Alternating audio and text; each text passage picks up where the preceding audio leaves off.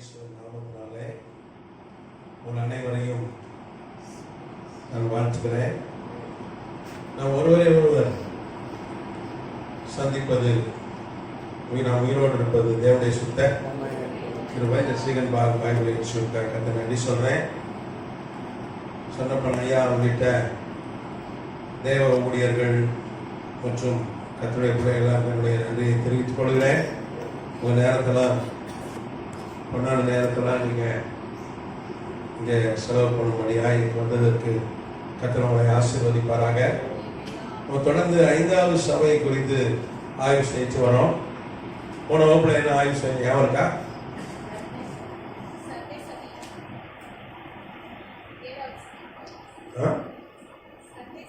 ஐந்தாவது சபை தானே?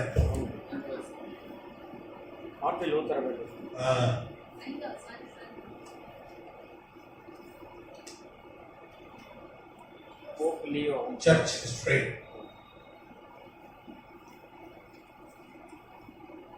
ஏழு சபைகள் காலம்.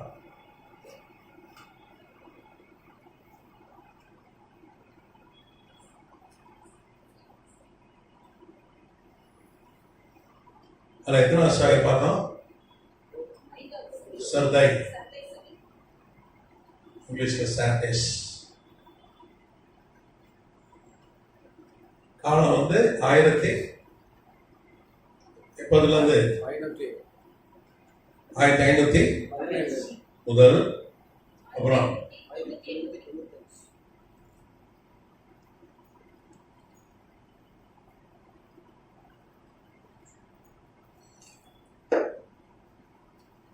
இந்த சபை காலகட்டத்தில் தான் உலகத்தின் மிகப்பெரிய எழுப்புதல் புராட்டஸ்டன்ட் புரட்சி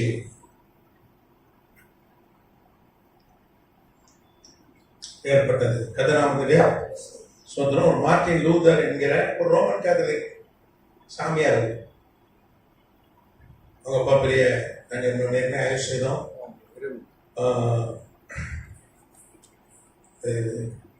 காப்பர் தமிழ் என்னது?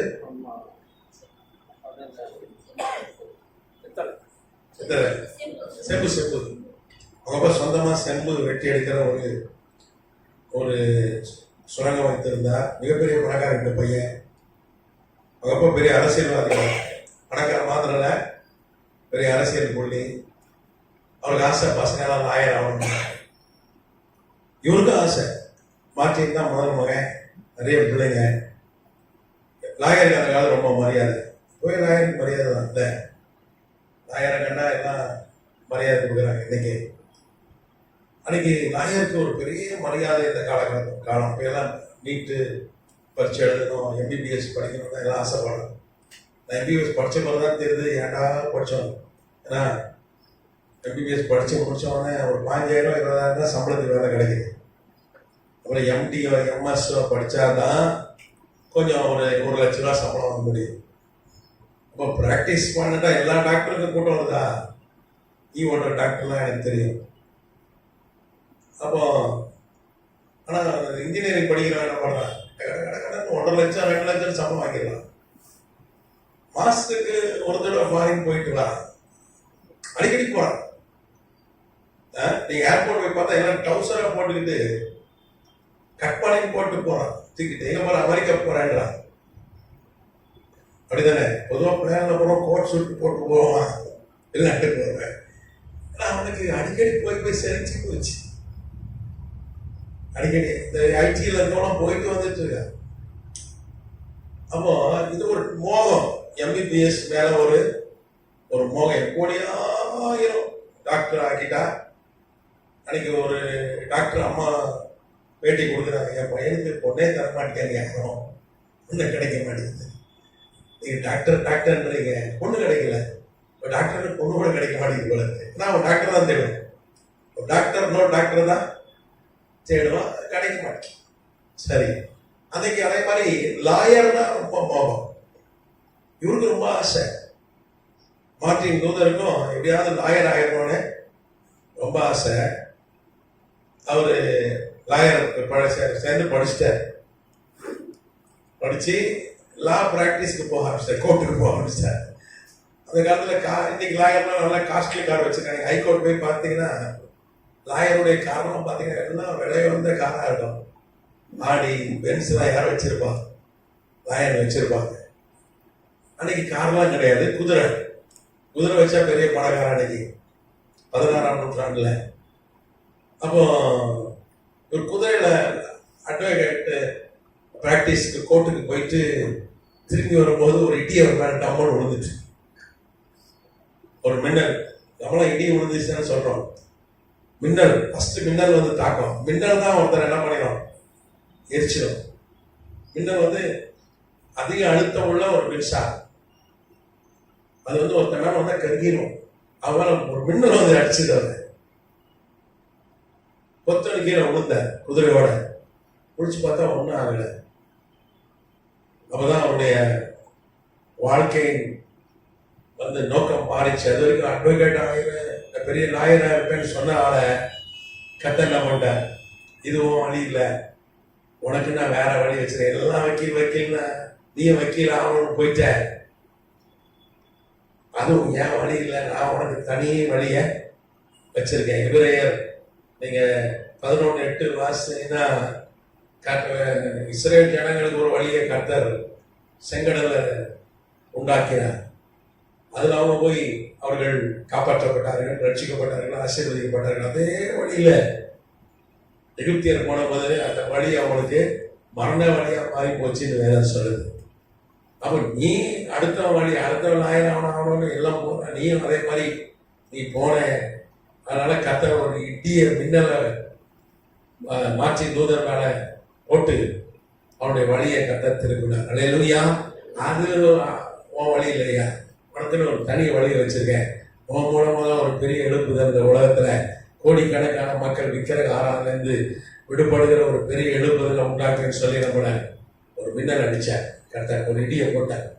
விசாசுக்கு வந்து இடி சொல்லுவோம், ஐயோ விசாசு இடியா வச்சாங்க, ரொம்பவே முடியல. இடி மின்னலுக்கு அவன் மேல அதிகாரம், இயற்கை மீது அவனுக்கு அதிகாரம் இல்லை. விசுவாசம் ரொம்ப வீக்கானது. அது தெரியுமா உங்களுக்கு? நம்ம சிலர் என்ன சொல்றோம், விசுவாசம் பயங்கரமா சொல்றோம், பயங்கரமானவங்க, அந்த ஆவிங்க இந்த ஆவிங்க.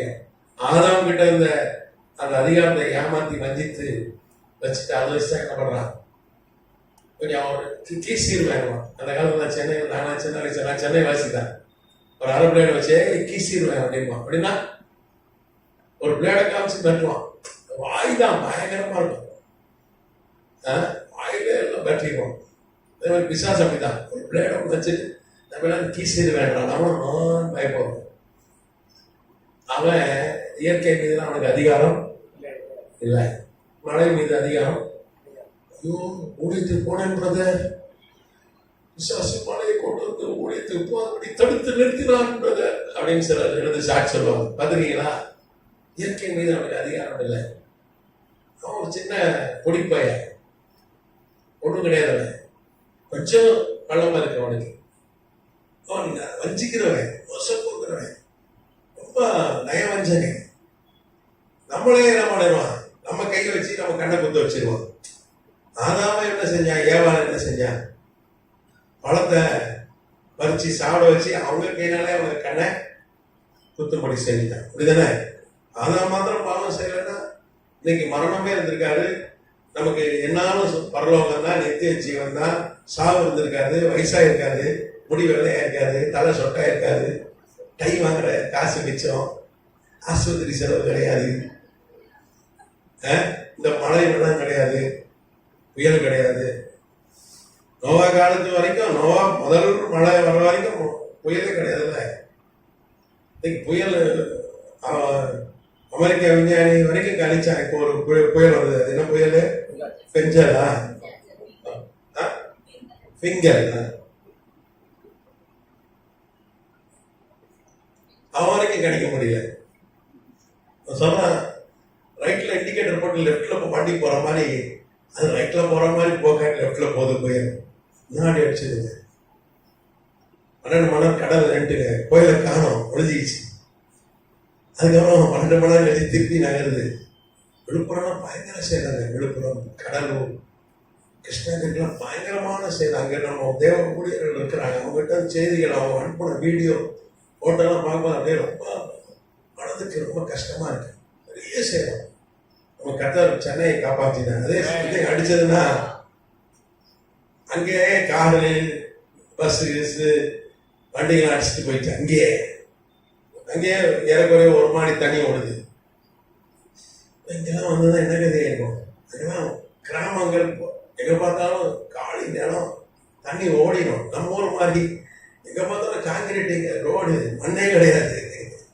அங்க அப்படியுமே வெள்ளம். அதுங்க அடிச்சது என்ன கதையா இருக்கும். யோசிச்சு பாருங்க. 2015 நிலம மோசமா இருக்கும். கர்த்தர் கிருபையாய் பாதுகாத்தார். நம்ம மகாபலிபுரம் கிட்ட தானே கரை கிடக்குன்னு சொன்னாங்க. அப்படிதானே? கரை கடந்தா என்ன இருக்கும்? அது ஒரு புயல் வேற, காத்து வேற, பயங்கர காத்து வேற, மரங்கள்லாம் விழுந்திருக்கும், எலக்ட்ரிக் போஸ்ட்லாம் விழுந்திருக்கும். என்ன வரதா புயல் நம்ம ரொம்ப கஷ்டப்பட்டோம். ஒரு வாரத்துக்கு மேலே கரண்ட் இல்லாமல் கஷ்டப்பட்டோம். அந்த பாவம், அந்த விழுப்புரம், அந்த கிருஷ்ணகிரி ஜனங்களுக்காக நான் விசேஷமாக ஜெபிக்கிறேன். அவங்களுக்கு கற்பனை கூட பண்ணி பார்க்கல. 300 வருஷமா அப்படி ஒரு சம்பவம் நடக்குது. கற்பனை கூட பண்ணி பார்க்கல. இதெல்லாம் கேள்வி சென்னைக்காரனே தான் வருஷம் வெள்ளத்தில் கிடப்பான்னு கேள்விப்பட்ட ஆட்கள் தாங்க. நீங்க பாருங்க, மற்ற ஊருங்கெல்லாம் சென்னையை கேள்விப்படும். பார்க்கும்போது சென்னையா வருஷம் தண்ணிக்குள்ள நீச்சல் அடிக்குமா, நீச்சல் கற்றுக்குப்பா, படகு வாங்கிக்குமான்னு கிண்டல் தான் பண்றாங்க. அது மாதிரிதான் இருக்கீங்க நிலைமை. ஆனால் இந்த மாதிரி கர்த்தர் என்ன பண்ணார், நம்மள கிருபையா பாதுகாத்தார். ஜனத்தொகை அதிகம். சென்னை சுற்றுவா 2 கோடி பேர் இருக்காங்க. அந்த பாவம் ஜனங்கள், அவங்களுக்காக நீங்க விசேஷமா ஜெபம் பண்ணுங்க. அல்லேலூயா. நிறைய சபை தண்ணிக்குள்ள போயிடுச்சு.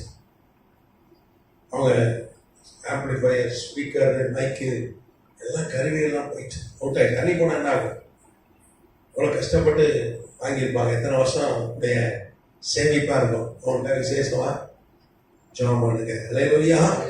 அப்போ பிசாசுக்கு இயற்கை மீது அதிகாரம் இல்லை. கர்த்தர் வேதம் சொல்லுது, இடியும் மின்னல் கர்த்தர் குறிப்பாத்து அடிக்கிறார். வேதம் தான் சொல்லுது. அவர் அவர் கையில ஒரு அம்பு மாதிரி இருக்கும் மின்னல். யாரை அடிக்கணுமோ ஏம் பண்ணி கரெக்டா அடிக்கிறார். அவர் ஏம் பண்ணி அடிச்சா கரெக்டா அடி போகும். நம்மளாம் குறி தவறிடும் நம்ம ஏதாவது செஞ்சா. ஆனா அவர் குறிப்பாத்து அடிக்கிறார். அப்படிதான் குறிப்பாத்து மாற்றி தூதன் மேல அடிச்சார். அல்லேலூயா. நீ வக்கீல, எல்லாரும் வக்கீலா போறாங்க, நீ போயிடாத. உனக்குன்னு ஒரு தனி வழி வச்சிருக்கேன். வானவனை ஒரு இட்டியை போட்டு, மின்னல் போட்டு அவனை அவதான் எனக்கு மறு உயிர்னு சொல்லிட்டு அவதான் ஊழியத்துக்கு ஒப்பு கொடுத்தான். கர்த்தராமத்துக்கு சொத்துறோம். 10 வருஷத்துல ஊழியத்துக்கு வந்து 24 வயசுல ஊழியத்துக்கு வந்தார். அவரு 10 வருஷத்துல பெரிய எழுப்புதல் அவர் மூலமா கர்த்தர் கொண்டார். அல்லேலூயா. வேற ஒண்ணும் செய்யல. பைபிள கரெக்டா போதிச்சார், வசனத்தை கரெக்டா சொன்னார். அவரு ஜோமனை ஒரு ஆள் கூட சோமால. நானும் வரலாற்றுல தேடி பார்த்தேன், யாருக்கா சோமாயிட்டா? ஒரு ஆளுக்கு சோமால. அவர் தீர்க்க தரிசனம் சொன்னாரா? பேர் சொல்லி அழைத்தாரா? இல்ல. ஆனா வசனத்தை போதிச்சு எழுப்புதல் உண்டாச்சு. அல்லேலூயா. வேதம் சொல்லுது, சத்தியத்தை அறிவீர்கள், சத்தியம் உங்களை விடுதலையாக்கும். வசனம் தான் கர்த்தருடைய வாக்கு. சீனால என்ன? சீனால வந்து போஸ்ட் அடிச்சு மீட்டிங்லாம் நடத்த முடியாது. நம்ம ஊர்ல அழகா நடத்துறாங்க மீட்டிங்லாம். பெரிய பெரிய சுவிசேஷ கூட நடக்கல. ஒரு 10 கோடி ரூபா செலவு பண்றாங்க. அதுல ஒரு 7 கோடி ரூபா விளம்பரத்துக்கே செலவு பண்றாங்க. 7 கோடி. பஸ் பின்னாடிலாம் ஓடுறாங்க பாருங்க, டெலிவிஷன்ல, பேப்பர்ல ஒரு 7 கோடி ரூபா விளம்பரம் பண்றாங்க. ஒரு 25,000 சேர் போடுறாங்க. ஆட்களை கொண்டு வந்து சேர்த்துறாங்க. வர்றாங்கன்னா பெரும்பாலும் கிறிஸ்தவம் தான். கரெக்டா? 25,000 பேர் 25 சேர் போடுறாங்க. 8 கோடி ரூபாய் செலவாகுது, 10 கோடி ரூபாய் செலவாகுது. அது பெரும்பாலும் என்னது? கிறிஸ்தவம் தான். அப்ப அந்த மீட்டிங்னால என்ன லாபம்? ஒரு எழுப்புதல் வந்துடுதா? இந்த 10 கோடி ரூபாய் கொண்டு போய் கிராமங்கள்ல போய் எத்தனை பேர் மரத்தங்களை கர்த்தரை ஆராதிக்கிறான். கரெக்டா? இந்த 10 கோடி ரூபாய் அங்க செலவு பண்ண என்னத்துக்கு? சீனா அளவுக்கு நமக்கு எழுப்புதல் வந்திருக்குமே. அப்போ சிலர் இந்த மீட்டிங் நடத்துற மூலமா அவங்க நாமம் பெருசாகும், அவங்க ஃபேமஸ் ஆகிறாங்க. 25,000 சேர் உலகத்துல பாத்தீங்கன்னா அது பார்க்க 3 லட்சம் 4 லட்சம் மாதிரி தெரியும். அப்படிதானே நம்ம மனிதனுடைய மனநிலை அப்படிதான், மனிதனுடைய கண்ணோட்டம் அப்படிதான். பல லட்சம் பேர் வந்தாலும் உட்காந்து என்னீங்கன்னா கிடப்பான். ஆனா சேர் வாடகை எடுத்தவன் தான் தெரியும், 25 சேர் வாடகை எடுத்தவன், சேர் சப்ளை பண்ண கம்பெனிக்காரன் தான் தெரியும். சரி, அப்போ சீனாவில் பெரிய எழுப்புதல் காரணம் தேவ வார்த்தை அங்கே கலப்பில்லாமல் பிரசங்கிக்கப்படுகிறது. அல்லேலூயா. அதுவும் அண்டர் கிரவுண்ட்ல பப்ளிக்கா ஒருத்தன் இந்த மாதிரி இப்போ சைனான்னு வச்சுக்கிறேன், உள்ள வந்தானா எனக்கு 7 வருஷம் ஜெயிலு, உட்காந்து உங்களுக்கு எத்தனை வருஷம்? 3 வருஷம். இங்க இல்லை, பயப்படாதீங்க. நம்ம இங்க சைனாவில் புதுசாக சட்டம் போட்டாங்கன்னு நினைச்சிட்டு பயந்துடாதீங்க.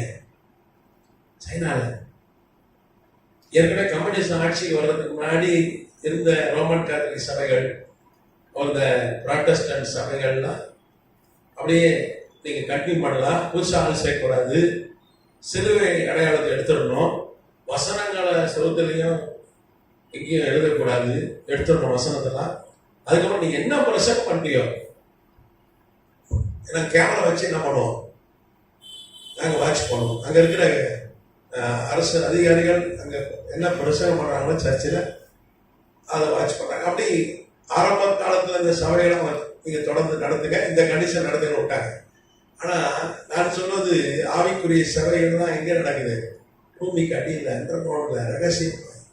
ஒரு செப்டி டேங்க் நினைப்பீங்க, அதுக்குள்ள ஒரு 50 பேர் உட்காந்து என்ன பண்ணுவோம், கத்துற ஆராதிப்பாங்க. ஒரு ஸ்பீக்கர் கிடையாது, கார்ட்லெஸ் மைக் கிடையாது, யூடியூப்ல தான் அங்கே பிரசங்கம் பண்ண முடியாது. இப்போ யூடியூப் வந்ததுலேருந்து இன்னும் மோசமாயிடுச்சு. சபை ஆயிரம் தான் பேசுறது, என்னென்ன தோணுதோ எல்லாம் பேசி 1000 வந்ததெல்லாம் பேசுறது. அவனுக்கு பைபிளுக்கும் அவனுக்கு சம்மந்தமே இல்லை, பைபிளை வாசிக்கிறது இல்லை, ஏதோ ஓடுறான், நிறைய பேர் பார்க்குறாங்க, அவனும் பெரிய ஆளாயிடலாம்.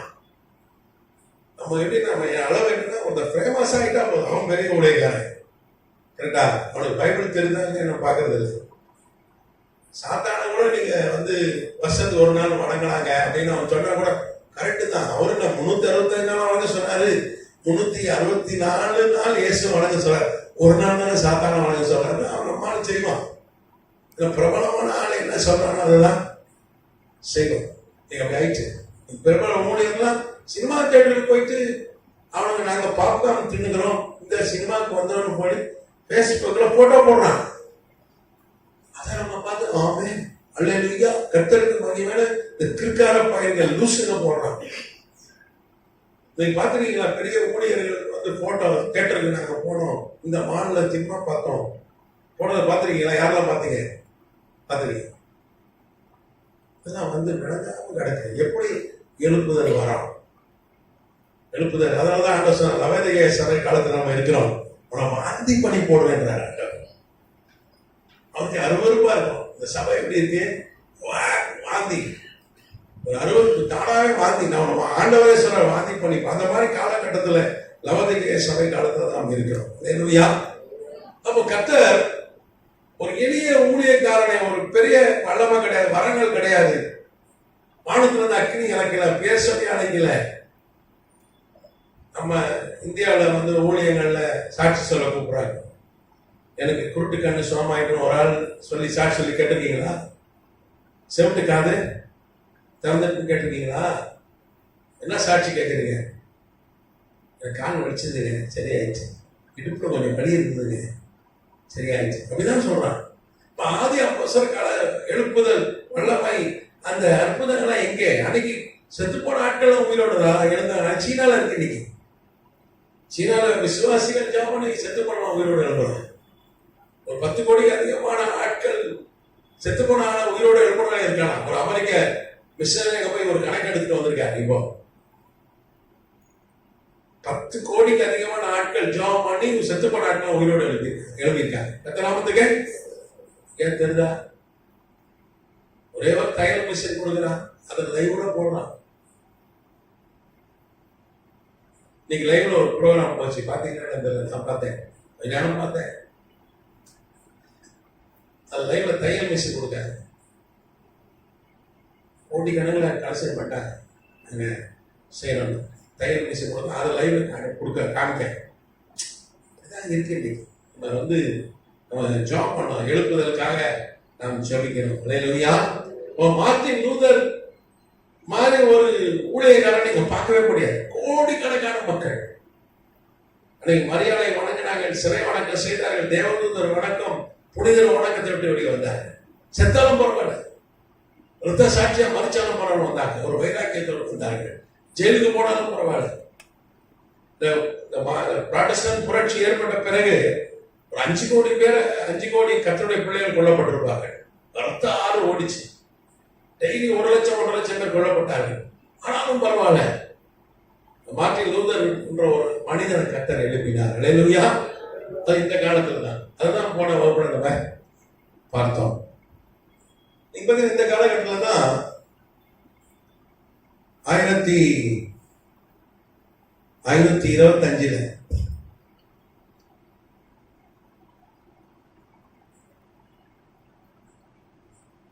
வில்லியம் டிண்டேல்னு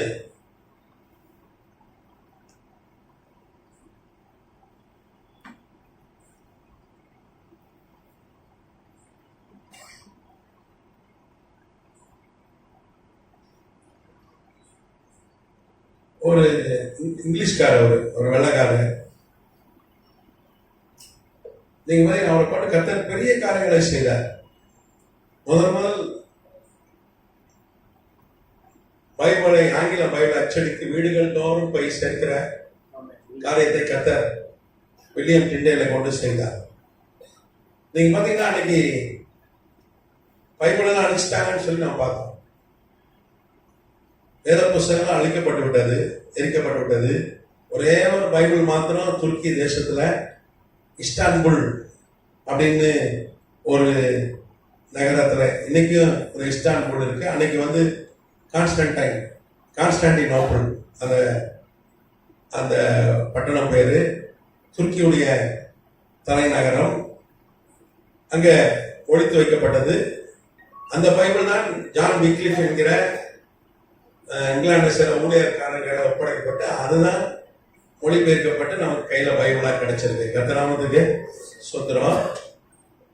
1948 வரைக்கும் கும்ரான் குகைகள் என்று சவக்கடல் அந்த ஸ்க்ரால், அந்த சுவடிகள், அந்த தோல் சொற்கள் கண்டுபிடிக்கிற வரைக்கும், அது 1948 தான் கண்டுபிடித்தாரு. அது வரைக்கும் ஒரு பைபிள் கூட இல்லைன்னு வச்சுக்கோங்க. அது வரைக்கும் பைபிள் அந்த கொகைக்குள்ள தான் இருந்தது, யாருக்கும் தெரியாது. 1948 2000 வருஷத்துக்கு முன்னாடி தேவாலயம் இடிக்கப்பட்ட போது ரோமருக்கு இடிச்சு போட்டாங்க பாருங்க, 70 கிபியில. அந்த தேவாலயத்துல வைத்திருந்த தோல் சுருள்கள் பைபிளை கொண்டு போய் அந்த குகையில ஒழித்து சவக்கடல் குகையில ஒழித்து வைத்தார்கள். SNS என்கிற அந்த பிரிவை சார்ந்த ஊழியக்காரங்க அந்த பைபிளை கொண்டு போய் அங்க ஒழிச்சு வச்சாங்க குகையில. தீக்குடிச்சு எரிஞ்சிச்சு தேவாலயம். ஒரு கல் மேல ஒரு கல் இராதபடி இடிக்கப்பட்டு விட்டது. அந்த பைபிள் எப்ப நம்ம கிடைச்சதுன்னா 1948, இருக்கிற ஒரு 1900 வருஷம் கழிச்சுதான் கிடைச்சது. ஆனா இடைப்பட்ட காலத்துல இந்த போப் லியோ என்கிறவன் தலைமையில ஒரு பெரும் படை எழும்பி பைபிள் எல்லாம் அங்கங்க எரிச்சுப்படும். இந்தியாவிலே மத்திய எழுதின சுவிசேஷன் மராத்தி மொழியில வைத்திருந்தவங்களை கொண்டு போட்டாருன்னு பார்த்தோம். அந்த பைபிள்லாம் ஒன்னே ஒண்ணுதான் அங்கே இஸ்தான்புல் நகரில் ஒழித்து வைத்தார்கள் துருக்கியில. அதுதான் ஜான் விக்லிஃப் என்பவர்கிட்ட கிடைத்து அதுதான் இன்னைக்கு நமக்கு பைபிளா இருக்கு. பிற்பாடுதான் 1948 இந்த கும்ரான் குகை, இந்த சவக்கடல் தோல் சுருள்லாம் கண்டுபிடிக்கப்பட இதை ஒப்பிட்டு பார்த்தாங்க, கரெக்டானா? அப்போ சரியா கரெக்டா இருந்தது. அதுக்கப்புறம் தான் ஒப்பிட்டாங்க. 1948 தான் ஒப்பிட்டாங்க. இந்த ஒரிஜினல் பைபிளும் இதுவும் ஒண்ணுதானா அப்படின்னு செக் பண்ணாங்க. கர்த்தநாமத்துக்கு ஸ்தோத்திரம். அப்போ பைபிள் பாத்தீங்கன்னா 1525 தான் பெரிய அளவுல அச்சடிக்கப்பட்டு வீடுகள் தோறும் போய் சேர்ற மாதிரி பைபிள் அன்னைக்குதான் விநியோகிக்கப்பட்டது. கர்த்தநாமத்துக்கு ஸ்தோத்திரம். நீங்க பாத்தீங்கன்னா வில்லியம் டிண்டேல் என்கிற ஒரு ஆளை கர்த்தர் எழுப்பினார். கர்த்தநாமத்துக்கு ஸ்தோத்திரம்.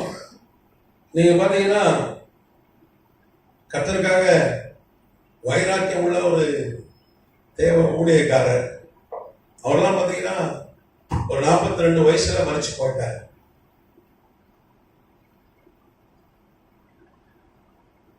சாகும்போது 36 வயசுல நீங்க பாத்தீங்கன்னா 31 வயதுல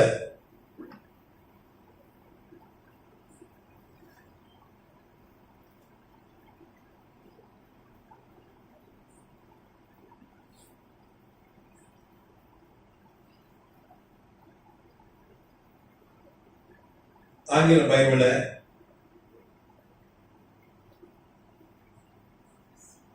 வச்சுட்டார்.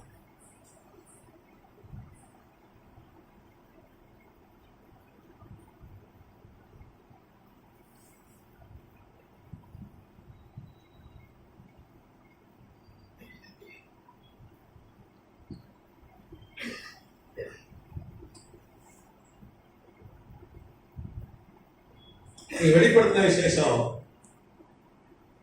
10ஆம் அதிகாரம் பார்த்தீங்கன்னா அதுல யோவான் ஒரு தரிசனம் பார்க்கிறான். ஏற்கனவே வெளிப்படுத்தின விசேஷம் ஆய்வு செஞ்சிட்டோம்னு நினைக்கிறேன். 10ஆம் அதிகாரத்தை வெளிப்படுத்தின விசேஷம் முழுசு ஆய்வு செய்யல. 10ஆம் அதிகாரத்தை நம்ம ஆய்வு செஞ்சிட்டோம்னு நினைக்கிறேன். ஒரு சிறு புஸ்தகத்தை குறித்து இங்க சொல்லப்பட்டது 8ஆம் வசனம் வாசிங்க. வெளிப்படுத்தின விசேஷம் 10:8. நான் வானத்திலிருந்து பிறக்க கேட்ட சத்தம் மறுபடியும் என்னுடனே பேசி, சமுத்திரத்தின் மேலும் பூமியின் மேலும் இருக்கிற தூதனுடைய கையில் இருக்கும் திறக்கப்பட்ட சிறு புஸ்தகத்தை நீ போய் வாங்கிக்கொள் என்று சொல்ல, நான் தூதனிடத்தில் போய் அந்த சிறு புஸ்தகத்தை எனக்கு தாரும் என்றேன். அதற்கு அவன், நீ இதை வாங்கி புசி, இது உன் வயிற்றுக்கு கசப்பாய் ஆகிலும் உன் வாய்க்கு இது தேனை போல மதுரமாய் இருக்கும் என்றான். 10ஆம் வசனம் சொல்லுது, சிறு புஸ்தகத்தை கையில இருந்து வாங்கி அதை புசிக்கிறான் யோவான். அது வாய்க்கு தேனை போல மதுரமாய் இருக்கிறது. அவன் புசித்த உடனே வயிறு கசப்பாயிடுச்சு. கர்த்தநாமத்துக்கு ஸ்தோத்திரம். அவன் யோவான் பத்மத்தீவுல 95-96 கிபியில பத்மத்தீவுல இருக்கிறான். அப்போ அவனுக்கு பாத்தீங்கன்னா 89 வயசுல அங்க கொண்டு போடுறாங்க யோவானை. 90 வயசு வரைக்கும் அங்க இருக்கிறான். ஆள் அரவமற்ற ஒரு தீவு, கிரேக்க நாட்டில் இருக்கிற ஏஜியன் கடல் உள்ள இருக்கிற ஒரு தீவு. அது பார்த்தீங்கன்னா எரிமலை வெடித்ததுனால பாறைகளை உருகி அப்படியே செட்டில் ஆகி ஒரு தீவா மாறிச்சு. அதனால அன்னைக்கு ஒரு ஆள் கூட அங்கே குடியிருக்கல. மீனவர்கள் அங்கே போக முடியாது. ஏன்னா இவன் சாவணும், ஏன்னா இவனை கொல்ல முடியல. இவனை நம்ம ஏற்கனவே பார்த்தோம், விஷம் கொடுத்தாலும் அவன் சாவ மாட்டேன்ட்டான். சிங்கத்தை கெவியில போட்டாங்க. சிங்கம் அவனை கடிக்க மறுத்துட்டு சிங்கத்தின் வாயை கத்தர் கட்டி போட்டாரு. பிறகு ஒரு நாள் முழுக்க காலையிலிருந்து சாயங்காலம் வரைக்கும் ஒரு 80,000 பேரை கூட்டி ஒரு கொலோசியம் ஸ்டேடியம் ரோம்ல இன்னைக்கு ஸ்டேடியம் 80,000 பேர் உட்காரக்கூடிய ஸ்டேடியம். அந்த ஸ்டேடியத்தில் எல்லாரும் உட்கார வச்சு என்ன கொப்பையில போட்டு அவனை என்ன பண்ணாங்க, காலையிலேருந்து இரவு வரைக்கும் அவனை வடை சொல்ற மாதிரி அவனை என்ன பண்ணாங்க, என்ன கொப்பையில போட்டாங்க. அவனுக்கு ஒரு சேனை கூட வரல. என்ன கொப்பரைக்குள்ள சுவிசேஷம் அறிவிச்சான். அன்னைக்கு 80,000 பேர் ரட்சிக்கப்பட்டாங்க. 80,000 பேர் அப்படியே தரையில கொத்துன்னு விழுந்துட்டான். ஒருத்தன் என்ன கொப்பரில் காலையிலிருந்து சாயங்காலம் வரைக்கும் சாகாம கிடக்கானா, சும்மா அப்படி தொட்டாலே போதும், என்ன கையில் இருந்துடும். கர்த்தர் அவனை அப்படியா காப்பாற்றினார். அதனால பார்த்தா அன்னைக்கு டொமிஷன் ஒரு ரோம பேரரசன் பொல்லாதவன், சபைக்கு எதிரி, அவனை கொண்டு போய் இவனை சாவடிக்க முடியலையா, இவனை விட்டு வச்சா உலகம் முழுதையும் மாத்திடுவான், கொண்டு போய் தீவு கைதியா போடுங்க. எப்படி இந்தியாவில் அன்னைக்கு அந்தமான் தீவு ஜெயிலா இருந்தது. அந்தமான் தீவு எப்படின்னா இன்னைக்கு அங்கே ஜனங்கள்லாம் இருக்காங்க, ஒரு பெரிய பகுதியாக ஆயிடுச்சு. அந்த காலத்தில் வெள்ளக்கார காலத்தில் சிறைச்சாலை அந்தமான் தான். சுதந்திர போராட்ட வீரர்களை கொண்டு போட்டுருவாங்க. வெள்ளக்காரன் யாரையாவது தண்டிக்கனா கொண்டு போய் போட்டுருவாங்க. அதே மாதிரி இந்த பத்மு தீவு இன்னைக்கு ஒரு 5000 பேருக்கு நாங்கள் குடியிருக்கிறோம். கர்த்தநாமத்துக்கு சொந்தரம். அப்போ யோவான் தரிசனம் பார்க்கிறான். கர்த்தர் யோவானை 89 வயசு தீர்க்கதரிசியா மாற்றுகிறார். அவன் அவன் சுவிசேஷகனா இருக்கிறான். அப்புறம் அப்போஸ்தலனா கர்த்தர் மாற்றுறாரு. அதுக்கு பிற்பாடு 89 வயசு தான் தீர்க்கதரிசியா அவனுக்கு அடுத்த நிலைக்கு கர்த்தர் அழை செல்றாரு. அவனுக்கு நடக்க போற காரியங்களை சம்பவிக்க போகிறேன்னு எழுதுன்னு சொல்லி என்ன பண்றாரு, ஆண்டவர் எல்லாவற்றையும் காண்பித்து கொடுக்கிறார். இந்த வெளிப்படுத்தின விசேஷமே கர்த்தர் அவனை கொண்டு எழுதி கொடுத்ததுதான். கர்த்தர் நாமத்துக்கு ஸ்தோத்திரம். அவன் ஒரு தரிசனத்துல ஒரு தேவதன் நிக்கிறான். ஒரு கால் எங்க இருக்கிறது, சமுத்திரத்துல இருக்கிறது. இன்னொரு கால் பூமியில இருக்கும். பெரிய தேவதை, ரொம்ப பெரிய தேவதை. ஒரு காலை பூமியில வச்சிருக்கான், ஒரு காலை சமுத்திரத்தில் வச்சிருக்கான். அவன் கையில ஒரு சிறு புஸ்தகம், ரொம்ப சின்ன புக்கு. அந்த புக்கு அவன்கிட்ட கொடுக்குறான். இதை வாங்கி புசி. அவன் புசித்த போது வாய்க்கு மதுரமா இருக்கிறது, வயிற்றுக்கு கசப்பாய் மாறுகிறது. சொல்றான் அவன் யோவனை பார்த்து, நீ இதை புசிச்சு, அதை வாங்கி புசிச்சு நீ என்ன பண்ணு, அநேக ஜனங்களையும் ஜாதிகளையும் பாஷக்காரர்களையும் ராஜாக்களையும் குறித்து தீர்க்க தரிசனம் சொல்ல வேண்டும். அல்லேலூயா. அப்ப யோவான் அன்னைக்கு பார்த்தது ஒரு பைபிளை தான் பார்க்கிறான். அது வரைக்கும் பைபிள் எப்படி இருந்தது, தோல் சுருள். அதுக்கப்புறம் பேப்பரை அரைச்சி பெருசா ஒரு சார்ட் மாதிரி செய்து, அது பேர் பேப்பரின்னு ஒரு செடி, அதோட தண்டை அரைச்சி ஒரு சார்ட் மாதிரி செய்து அதில் மையை கொண்டு எழுதுவார்கள். பைபிள் ரொம்ப பெருசு. இன்னைக்கு சின்ன புக்ல பைபிளை அடக்க கர்த்தர் உதவி செய்தார். ஆனால் அன்னைக்கே யோவானு காமிச்சிடறாரு. இது எப்போ நிறைவேறுச்சுன்னா, கர்த்தர் இந்த வில்லியம் டென்னையில கொண்டு தான் நிறைவேற்றினார். அல்லேலூயா. அந்த தீர்க்க தரிசனம் அன்னைக்கு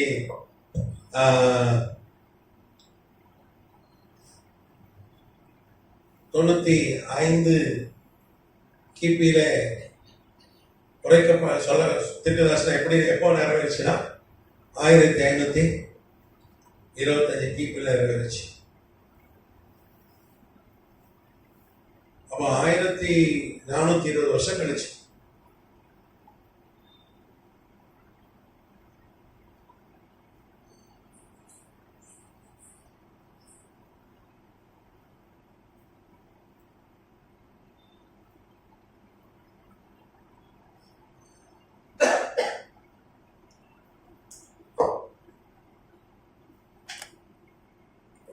அன்னைக்கு ஜான் விக்லிஃப் கையில தான் பைபிள் கிடைச்சது என்று சொன்னேன். அவர் இங்கிலாண்டை சார்ந்தவர், ஒரு வெள்ளைக்காரர். போன தேர்தல சபை காலத்துல வாழ்ந்தவர். தேர்தல சபை காலத்துல அவரை குறித்து நாம் பார்த்தோம். வேதம் அவரை என்ன சொல்லுது, விடிவெள்ளி என்று சொல்கிறது. வரலாறும் அவரை விடிவெள்ளி தான் என்று சொல்கிறது. அப்போ அவர் தான் அந்த பைபிளை பத்திரப்படுத்தி அவர் ஆங்கிலத்தில் மொழிபெயர்த்தார். ஆனா அவரால் சரியா பொழிக்க முடியல, அச்சில் ஏற்ற முடியல, அச்சடிக்கப்படல. ஏன்னா அன்னைக்கு அச்சு அளவு கூட கண்டுபிடிக்கல. 1450 தான் ஒரு கிறிஸ்தவ ஊழியர், 1450 ஒரு கிறிஸ்தவ ஊழியர் தான். நான் ஏற்கனவே உங்களுக்கு சொல்லியிருக்கேன். அவர் பேர் குடன்பர்க்.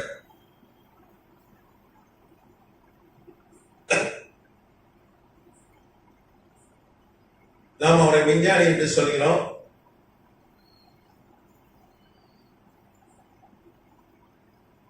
ஜெர்மனி நாட்டை சார்ந்தவர். அவர் ஊழியர்.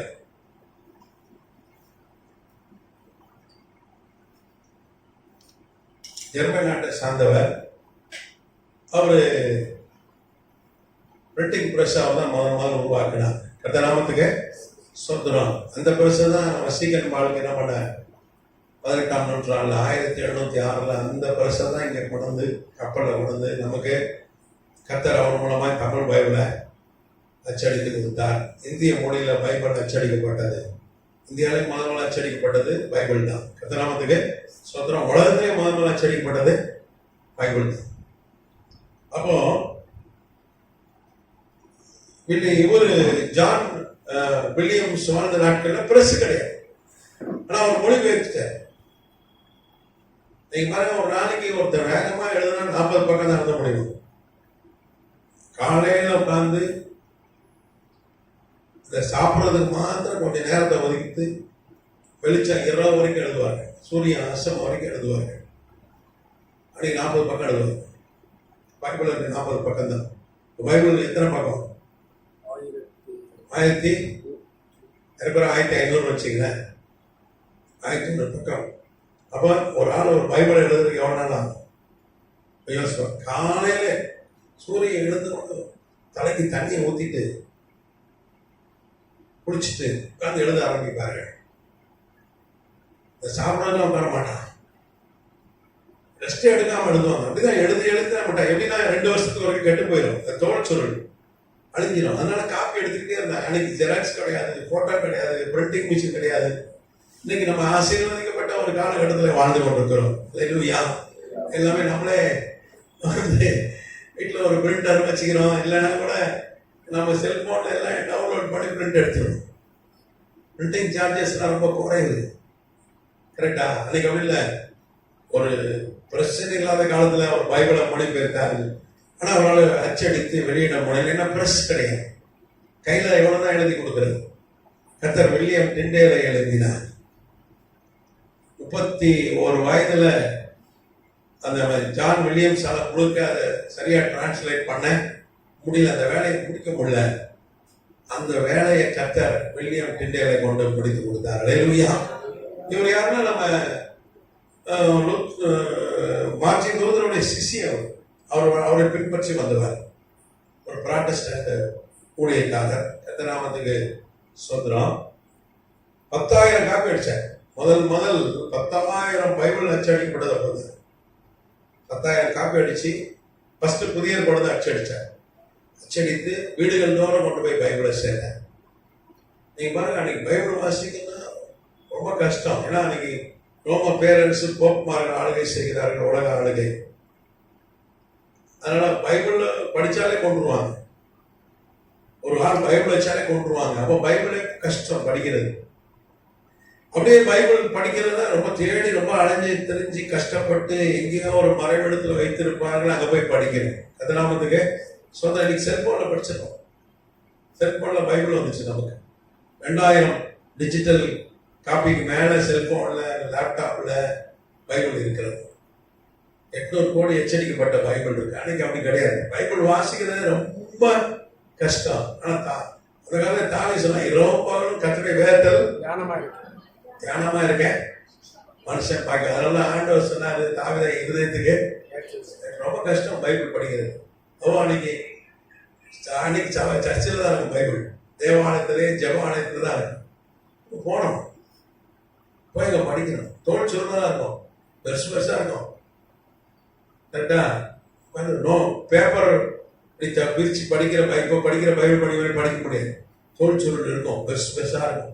எடுத்து படிக்கணும் ரொம்ப கஷ்டம்.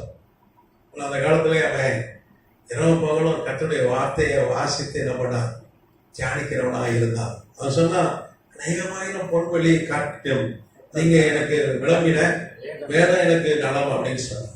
119 சங்கீதம். தாவீது மாதிரி பணக்காரன் கிடையாது. அவன் தேவாலயம் கட்டுறதுக்கு நம்ம ஏற்கனவே ஆய்வு செஞ்சிட்டோம். 1 அதிகாரத்தை நீங்க வாசித்தீங்கன்னா அவன் வந்து 59 லட்சம் கிலோ தங்கம் மாட்டை கொடுத்துட்டு போறான். அவன் காணிக்கை, நான் காணிக்கை எடுத்து வச்சிருக்கேன். காணிக்கைன்றது ஒரு பகுதி தானே, வருமானத்துல 10ல் ஒரு பகுதி தசம பாகம், அப்படிதானே? தாவீதுடைய தசம பாகமே 59 லட்சம் கிலோ தங்கம். ஏன்னா அதுல 1 லட்சம் தாளந்து பொண்ணு இருக்கும்.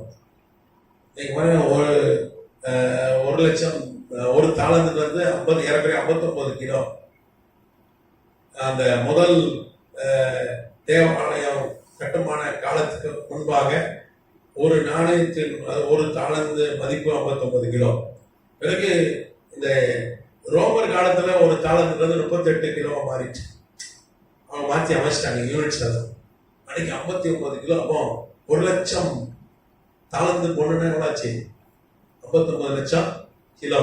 இன்னைக்கு ஒரு கிலோ தங்கம் எவ்வளோ? ஏற்கனவே வந்து 1 கோடி ரூபாய் நெருங்கிடுச்சா? 1 கிலோ தங்கம் நெருங்கிடுச்சுன்னு நினைக்கிறேன். நெருங்கிட்டு எவ்வளோ வித்திருக்கோம்? நான் சொல்றேன் 24 கேரட். நம்ம இங்க 22 கேரட் தர 2 காப்பர் மிக்ஸ் பண்ணி தான் தரோம். 24 கேரட் தங்கம் 1 கோடி ரூபாய் நெருங்கிடுச்சு. ஏற்கனவே 1 கோடி ரூபாய் வச்சா கூட என்னாச்சு? 59 லட்சம் கோடி காணிக்க மாத்திரம் 10%. அப்படிதானே? ஒரு ஆள் 10,000 ரூபாய் கணக்கு போறாங்கன்னா தசம பாகம் வந்து ஊழியர்கிட்ட கொடுக்குறாங்கன்னா அப்புறம் நம்ம என்ன கணக்கு போறோம், 10,000 ரூபாய் தசம பாகம் கொடுத்தேன், அப்போ 1,00,000 சம்பளம். அப்போ ஒய்ஃப் வேற வந்து ஒரு ஐயா இந்த 8,000 தசம பாகம், அப்போ இந்த அம்மாக்கு 80,000. அந்த வீட்டுல 1,80,000 வருமானம் வந்து கரெக்டா? ஆனா இங்க தசம பாகம் 59 லட்சம் கோடி. அது போக நீங்க பாத்தீங்கன்னா 6 கோடி கிலோ 5 கோடியே 90 லட்சம் கிலோ, ஒரு 6 கோடி கிலோ வெள்ளி. வெள்ளி வந்து ஒரு கிலோ வந்து 1 லட்சத்துக்கு மேல ஆயிடுச்சுங்களா, 1 லட்சத்துக்கு மேல ஆயிடுச்சு. அப்போ அது பாத்தீங்கன்னா ஒரு 6 லட்சம் கோடி. எல்லாம் பார்த்தா ஒரு 65 70 ஒரு 100 லட்சம் கோடி தசமபாகமே இருந்தது. யாருக்கு? தசமபாக. தேவாலயத்துக்கு நான் காணிக்கை சேர்த்து வச்சிருக்கேன்னா காணிக்கிறது வருமானத்தின் ஒரு பகுதி தானே, கரெக்டா? ஒரு 10ல் 1 என்ன கொடு, மிச்சத்துல நீ என்ன பண்ணிக்கிற வச்சுக்க சொன்னாரு பழைய ஏற்பாட்டுல. புதிய ஏற்பாட்டுல தான் சொன்னாருப்பா உதாரணமா கொடுனாரு. புதிய ஏற்பாட்டுல தான் 10% அதுக்கு மேலே கொடுனாரு. இங்க புதிய ஏற்பாட்டுக்கு அதோட ஜாஸ்தி கொடுனாரு. ஆனா பழைய ஏற்பாட்டுல 10% கொடுன்னு மோசடி கொண்டு கட்டளையிட்டாங்கல்ல. 10% எவ்வளவு இருக்கு, ஒரு 100 லட்சம் கோடி. அப்ப எவ்வளவு பெரிய பணக்காரன் தாவீது, மிகப்பெரிய பணக்காரன். ஆனா அவன் சொல்றான், அவன் வரலாற்று ஆய்வாளர் என்ன சொல்றாங்க, அவன் 5 கோடி கிலோ தங்கம் இருந்துதான். எவ்வளவு தங்கம் இருந்ததா? 5 கோடி கிலோ தங்கம் வச்சது. அன்னைக்கு சொத்துல தங்கத்துல தானே, லேண்டு, பில்டிங், ஷேர்ஸ். இப்பெல்லாம் ஷேர் வச்சுதான் செலவெல்லாம் ஒரு பில்டிங் கூட வச்சிருக்க மாட்டான், தங்கமே வச்சிருக்க மாட்டான், ஒரு வீடு கூட வச்சிருக்க மாட்டான். ஆனா பெரிய பணக்காரனா இருப்பான். 50,000 கோடி இருக்குன்னு. இலான் மஸ்க் உலகத்திலே பணக்காரர் வந்தா 28 லட்சம் கோடி வச்சிருக்காரு. இப்பதான் வீடு வாங்கிங்க. ஒரு வித்தியாசமான ஆள் இல்ல, இப்பதான் வீடு வாங்கிங்க. உலக பணக்காரன் வந்தான். 3/4 மணி நேரத்துல 1/2 மணி நேரத்துல இந்தியாவில இருந்து அமெரிக்காவுக்கு இன்னும் 1 வருஷத்துல ராக்கெட்ல பிரயாணம் பண்ணலாம் ஆரம்பிச்சிட்டாங்க. அது ட்ரம்ப் அதை ஆரம்பிச்சு வச்சிருக்காரு. நம்ம இந்தியாவில இருந்து ஒரு 1/2 மணி நேரம் 3/4 மணி நேரம் எங்க போயிடலாம், அமெரிக்கா போயிடலாம். ஏன்னா இப்போ போனோம்னா 20 மணி நேரம் ஃபிளைட்ல. நான் ஸ்டாப்பா போனீங்கன்னா 2 மணி நேரம். ஆனால் டைரக்ட் ஃபிளைட் ரொம்ப காசு. அதனால என்ன பண்ணுவாங்க, துபாய் போய் அங்க போய் மாறி வேற ஃபிளைட்ல போனோம், சீப்பா இருக்கும். அப்படின்னா உங்களுக்கு ஒரு 2 நாள் ஆயிரும். துபாயில போய் காத்து கிடக்கணும், அதுக்கப்புறம் அந்த ஃபிளைட்ல ஏறணும், கரெக்டா? நீங்க போய் நீங்க இதுல இமிகிரேஷன்ல நிக்கணும், கஸ்டம்ஸ்ல நிக்கணும், எல்லாம் 2 நாள் ஆயிடும். ஆனா அவன் சொன்னான், எப்பா நீ 3/4 மணி நேரத்துல 1/2 மணி நேரத்துல நான் கொண்டு போய் என்ன பண்ணிடுறேன், அதெல்லாம் ரெடி பண்ணிட்டான். நான் ஸ்டார்ட் பண்ணிடுறேன், நான் அடுத்த வருஷத்துல விட்டுருவான்.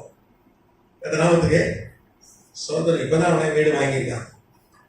அவன் இன்னைக்கு வசதி வாய்ப்பெல்லாம் அந்த ஷேர்ஸ் தான், பங்கு சந்தை வர்த்தகம், அதுலதான் ஒருத்தர் பணக்காரன் அப்படின்னு இருக்கு. இன்னைக்கு அப்படி ஆயிடுச்சு. ஆனா அன்னைக்கு அப்படி இல்லை. தங்கம் எவ்வளவு தங்கம் வச்சிருக்காரு, ஒரு ஆள் எவ்வளவு தங்கம் வச்சிருக்காரு, அது மதிப்பு. அப்போ இவ்வளவு தங்கம் வச்சிருக்கான் அவன். 5 கோடி கிலோக்கு மேல தங்கம் வச்சிருந்ததா வரலாற்று ஆய்வாளர் சொல்றாங்க தாவீது குறித்து. அப்போ அவன் சொல்றான், 1000 பொன்வெளியும் பார்க்கலாம், என்கிட்ட ஒரு 5 கோடி கிலோ தங்கம் இருக்கு, அதெல்லாம் பார்க்கலாம். சிறந்தது நலமானது என்னது, கர்த்தருடைய வேறு. நம்ம பைபிள் டைம் இல்லை நமக்கு, இல்லை பார்த்துக்கலாம், அப்புறம் பார்க்கலாம், அப்புறம் டைம் இருக்கும்போது பைபிள் வாசிக்கலாம். அப்படியே வாசிக்காம தான் இருக்கும் பைபிள், கரெக்டா? உலகத்திலே பெரிய பணக்கார ராக்ஃபெல்லர். இலான் மஸ்கோட 5 மடங்கு சொத்து வச்சிருந்தாரு ராக்ஃபெல்லர். ஒரு ஏழை தான் அவன், ஒரு ஏழை கூலி தொழிலாளி தான் கர்த்தர் உயர்த்தினார். நீங்க ராக்ஃபெல்லரை குறித்து வரலாற்று ஆசிரியர் என்ன சொல்றாங்க, எப்பவும் பைபிள் வாசிட்டே இருப்பாங்க, எப்பவும் கையில பைபிள் இருக்குமா, வாசிட்டே இருப்பாங்க. அம்மா சொல்லுவோம், ரொம்ப பைபிள் வாசிட்டாரு எடுக்காம போயிடுவாடா, ஒன்றும் சம்பாதிக்க முடியாதுடா அப்படின்வான். கேள்விப்பட்டிருக்கீங்களா? அந்த பைபிள் வாசிட்டு அவனை போய் பணக்காராங்க. எப்போ பைபிள் வாசிட்டே தான் இருப்பான் ராக்ஃபெல்லர். இந்த கேர்னு ஒரு நிறுவனம், எங்க அம்மாலாம் சின்ன பிள்ளையா இருக்கும்போது உலகம் ஃபுல்லாக ஸ்கூல்ல வந்து சத்து மாவு, பால் பவுடர், புட்டு அரிசி, கொஞ்சம் மத்திய உணவுலாம் கொடுத்தது அந்த கேர் என்கிற நிறுவனம். உலகம் ஃபுல்லா கொடுத்தாங்க. அதை கொடுத்தது யாருன்னா அவன் தான். ஒருத்தர் பைபிள் வாசிட்டே இருந்தான் பாருங்க, ராக்ஃபெல்லர், அவன் தான் கொடுத்தாங்க. அவன் எவ்வளவு பெரிய பணக்காரன். உலகம் ஃபுல்லா இருக்கிற ஏழை பிள்ளைகளுக்கு மதிய சாப்பாடு போட்டாங்க. இன்னைக்கு நம்ம தமிழக அரசு நல்ல காலையிலே சாப்பாடு கொடுக்குது, மதியம் சாப்பாடு கொடுக்குது. எவ்வளவு செலவாகுது தெரியுமா? எத்தனை கோடி செலவாகுது. ஆனா உலகம் ஃபுல்லா போட்டாங்க சோதனை. கேர் கவர்மெண்ட் ஸ்கூல் பழைய வாத்தியார் தான் நீங்க கேட்டா தெரியும். மூட்டை மூட்டையா வந்து இறங்கும், லாரில் வந்து இறங்கும். ஏழை பிள்ளைகளுக்கு வந்து நானே இந்த பால் குடிச்சிருக்கேன். இந்த பால் பவுடர் அங்கிருந்து வரும், அதை கலக்கி கொடுப்பாங்க. மதியம் பிள்ளை கொடுப்பாங்க, சாப்பாடு கொடுப்பாங்க. அந்த பைபிள் வாசனை ஒருத்தான் கடைசி வரைக்கும் பைபிள் வாசித்தாங்க. அவன் ஊழியக்காரனா பணக்காரனான்னு தெரியல, தொழிலதிபர். எப்பவும் அன்னைக்கு கம்ப்யூட்டர் கிடையாது, இன்டர்நெட் கிடையாது, இந்த அளவுக்கு செல்போன் வசதி கிடையாது. எப்படிதான் தொழில் பண்ணான்ற உலகம் ஃபுல்லா தொழில் வச்சிருந்தான். அப்போ ரொம்ப கர்த்தருடைய வேதத்தில் தியானமா இருக்கிற மனுஷன் பாக்கியவான். அதனாலதான் கர்த்தர் சொன்னாரு, தள்ளாடினவனை நான் எப்படி மாத்துவேன்னா தாவீதை போல மாத்திட்டு இருக்கேன். ஆசீர்வாதமே தாவீதை போல ஆசீர்வாதம் வாக்கு கொடுத்துருக்காரு. ஏசா நீங்க சகரியா 12ஆம் அதிகாரம் 8ஆம் வசனம் வாசிங்கன்னா, இந்த வசனத்தை வாசிக்க நான் விரும்புறேன். வாசிங்க சகரியா 12:8. சகரியா எத்தனாவது புக்கு? பழைய ஏற்பாட்டுல மல்கியாக்கு முந்தின கடைசிக்கு முந்தின புக்கு எடுக்க பார்ப்போம். சகரியா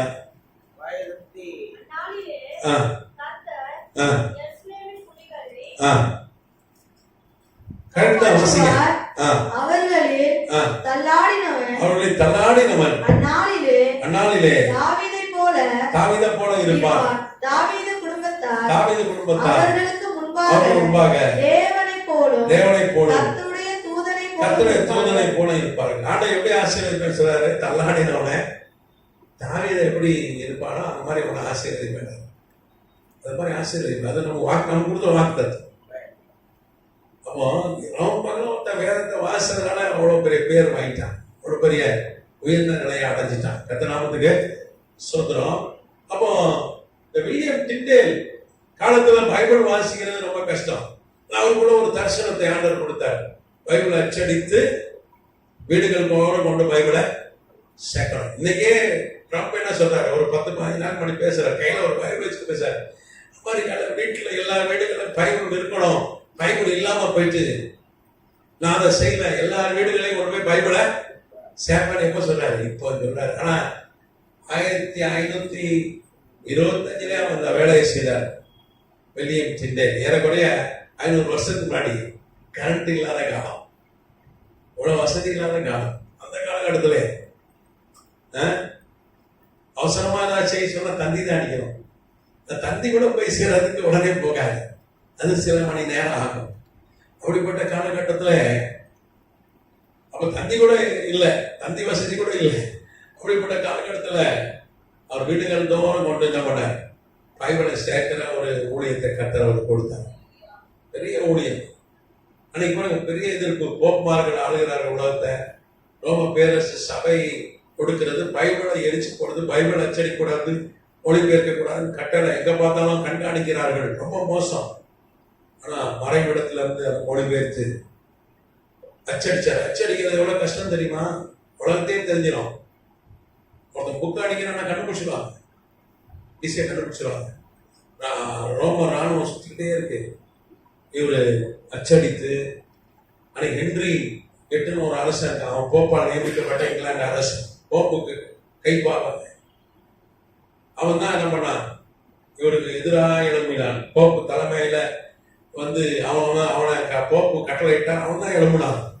மறைவுல இருந்து அதை மொழிபெயர்த்து 10,000 காப்பி, ஒரு 10,000 காப்பி புதிய பேரை அச்சடித்து வீடுகளை கொண்டு போய் சேர்த்தார். பெரிய எழுப்பு. இங்கிலாந்து அவ்வளவு பெரிய எழுப்புதல் வர காரணத்தால் தான் கர்த்தர் இவரை கொண்டுதான் எழுப்புதலை கட்டளையிட்டார்.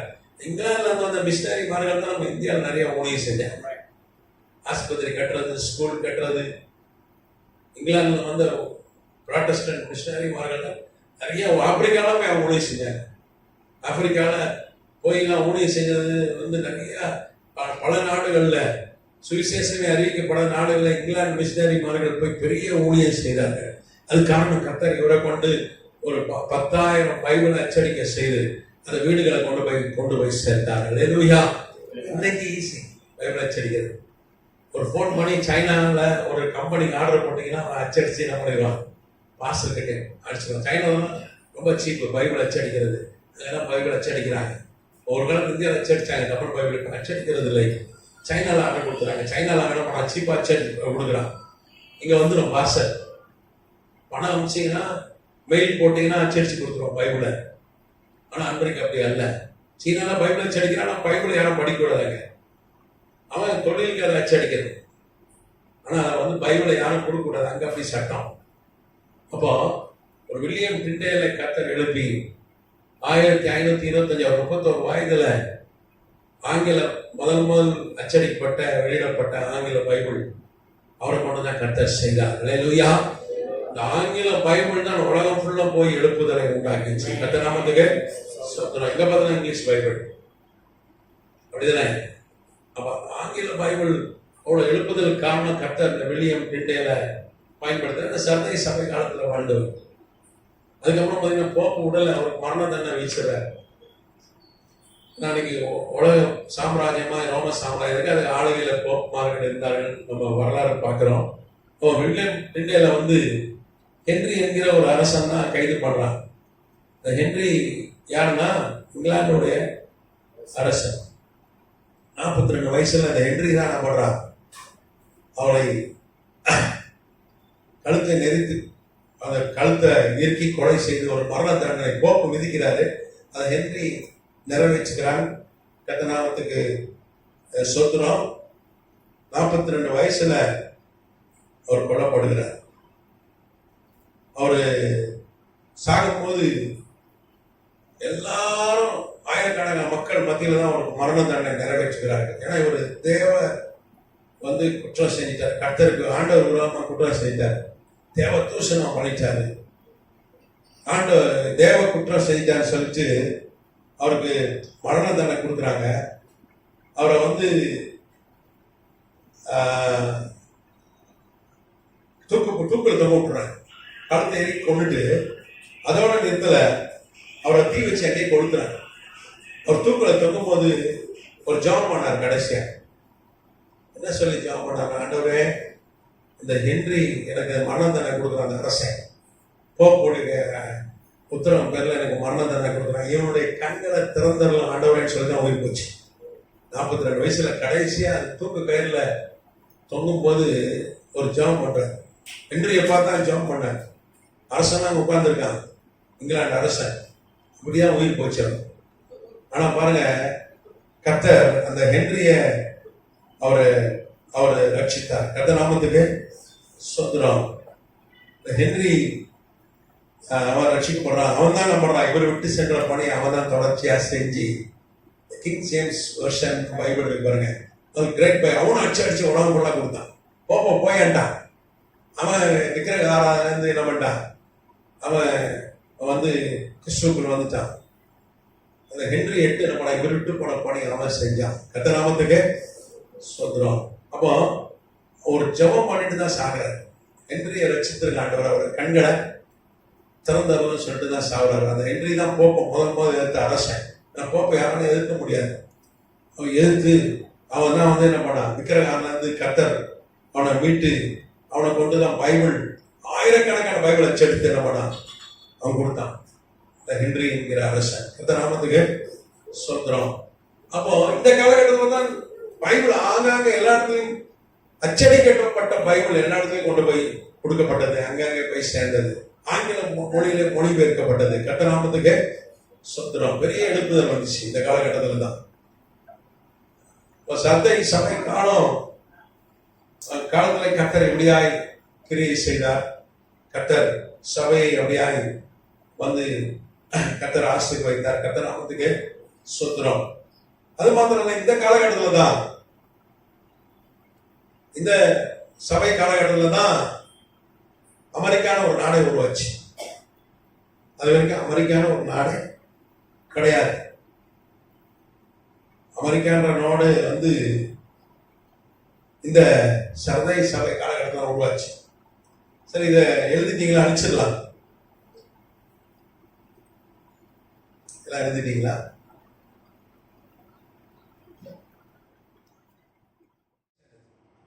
வீடுகள் தோறும் பைபிளை கொண்டு வந்து கர்த்தர் போய் சேர்த்தார். இந்த காலகட்டத்தில் இன்னைக்கு பைபிள் அருமை நமக்கு தெரியல. அன்னைக்கு பைபிள் வரலாறு பார்த்தீங்கன்னா எத்தனை கோடி பேர் செத்துருக்காங்க பைபிள் நம்ம கைக்கு வர்றதுக்கு. வேத புஸ்தகம் நம்ம கைக்கு வர்றதுக்கு எத்தனை கோடி பேர் மறிச்சு போயிருக்கு. ரத்த சாட்சியில் மறிச்சு அவ்வளோ தியாகம். வில்லியம் டென்டன் எல்லாம் வந்து இன்னைக்கு இருந்தாங்கன்னா அவரை தலையில் தூக்கி வச்சு ஆடுவாங்க.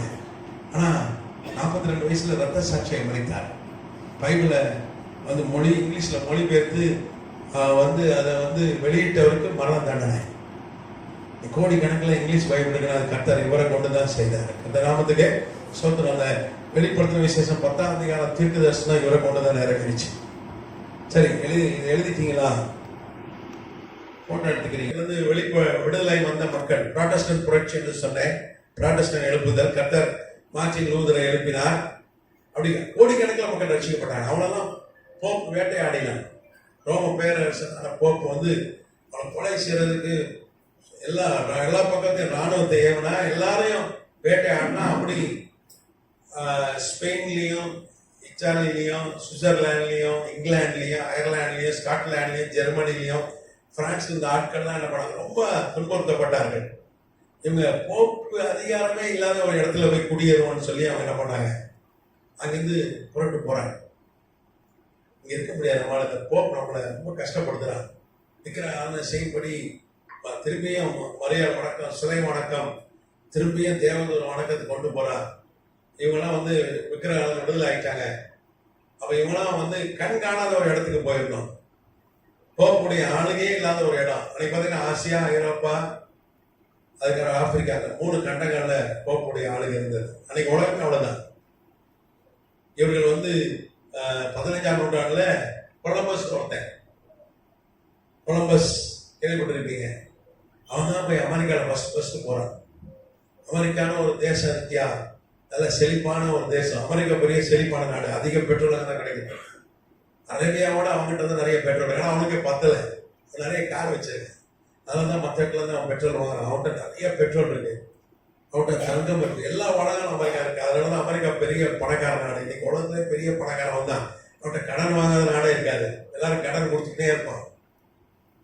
பெரிய பணக்காரன் அவன். டாலர் தான் உலகத்துல சக்தி வாய்ந்த பணம்.